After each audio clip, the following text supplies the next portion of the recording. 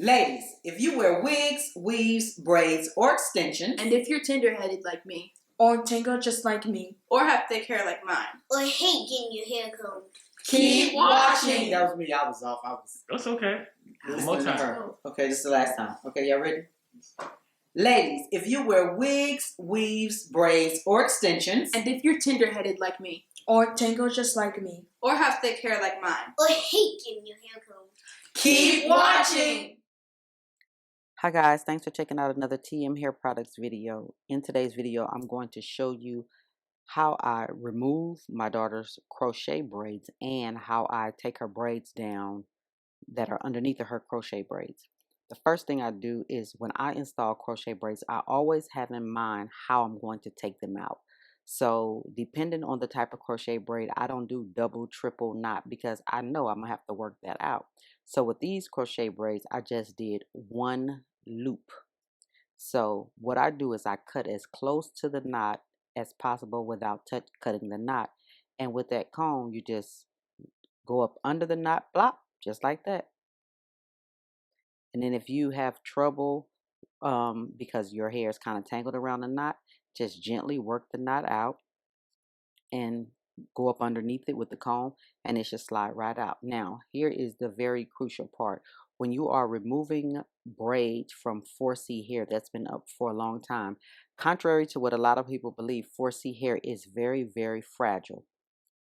As you can see, number one, the first thing you notice is I am not using a comb.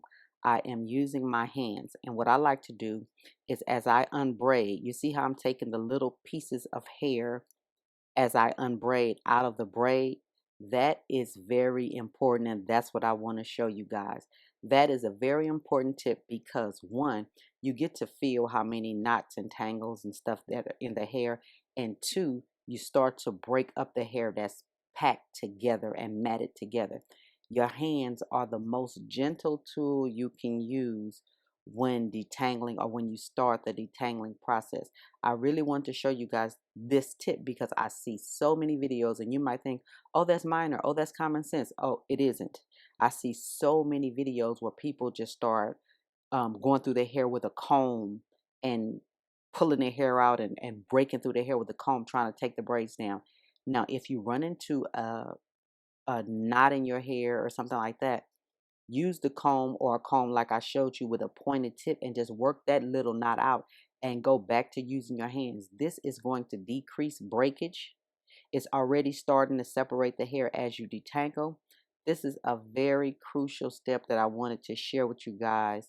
And I didn't want to take it as common sense because I see so many videos where you would think, oh, you don't want to just pull your hair through a comb or pull a comb through your hair, excuse me, when your hair has been up for 8 weeks, but it isn't common sense. And as I was taking her hair down, I really wanted to show you guys this and just focus on this part. I just want to give y'all this small tip going back to your day. I didn't want to take up much of your time, but in tomorrow's video, I'm going to show you how I detangle this beautiful head of 4C hair. Thank you guys for watching. If you have not done so, thumbs up this video, share, comment, subscribe, like, hit the bell notification. Y'all know the drill. Y'all know the routine. I will talk to y'all in the next video. Bye, guys.